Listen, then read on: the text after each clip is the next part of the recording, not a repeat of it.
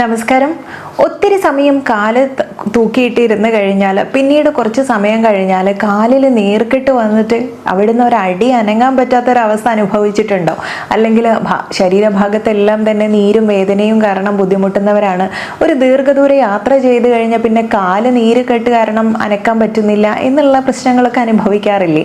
അങ്ങനെയാണെങ്കിൽ നിങ്ങൾക്കുള്ള വീഡിയോ ആണ് ഇന്നത്തെ. ആർദ്രക സ്വരസ പ്രയോഗമാണ് ആദ്യത്തേത് പറയുന്നത്. ആർദ്രകസ്യ രസപീത പുരാണഗുണ മിശ്രിത അജക്ഷീരാശിനാം ശീഘ്രം സർവശോധഹരോ ഭവേത് എന്നുള്ളത് ചക്രദത്ത ശോധഹര ചികിത്സയിൽ പറഞ്ഞിട്ടുള്ള ഒരു റെഫറൻസ് ആണ്.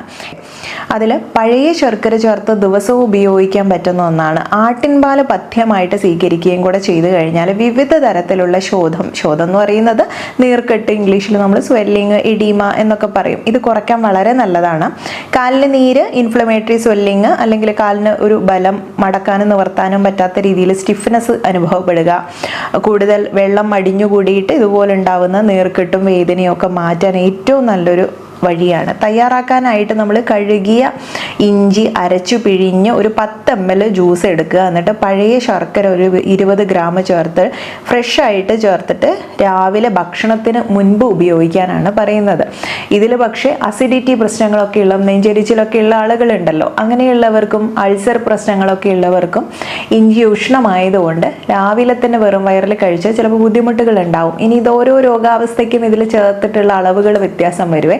ഒരു ക്ലാസിക്കൽ ആയിട്ടുള്ള റെഫറൻസിൽ ഇതാണ് പറയുന്നത്. പക്ഷേ നിങ്ങൾക്ക് ഡയബറ്റിക് ആയ ആളുകളൊക്കെ ആണെങ്കിൽ സ്ഥിരമായിട്ട് ഇതുപോലെ ശർക്കരയൊന്നും കഴിച്ചാൽ അത് ഡയബറ്റീസിന് വളരെയധികം അപഥ്യമായിട്ടുള്ളതാണ്. ഇതുകൊണ്ട് അത്തരം ആളുകളൊക്കെ ഒന്ന് ശ്രദ്ധിക്കുക. ദീപനം പാചനം ശ്രീഷ്ടം വാതകഫ വിനാശനം എന്നുള്ളത് ഇഞ്ചിയെക്കുറിച്ച് പറയുന്നുണ്ട്. ഇഞ്ചി വളരെ ബെസ്റ്റാണ്.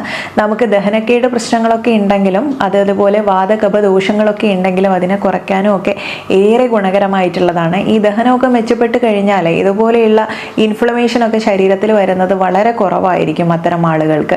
ഇനി ഇത് ഈ രീതിയിൽ ശർക്കര ചേർത്ത് ഉപയോഗിക്കാൻ ബുദ്ധിമുട്ടുള്ള ആളുകളാണെങ്കിൽ വളരെ ചെറിയൊരു പീസ് ഇഞ്ചി എടുക്കുക, അതൊന്ന് ചതച്ചിട്ട് തിളപ്പിച്ച് വെച്ചിട്ട് രാവിലെ ഈ വെള്ളം കുടിക്കാനായിട്ട് ഉപയോഗിക്കാൻ പറ്റും വെറും വയറിൽ. അത് ഒരുപാട് തീക്ഷ്ണമായിട്ടുള്ള രീതിയിൽ വേണ്ട, വെള്ളത്തിൻ്റെ അളവ് കൂട്ടിയിട്ട് ഈ രീതിയിൽ നമുക്ക് വെള്ളം ഉപയോഗിക്കാം.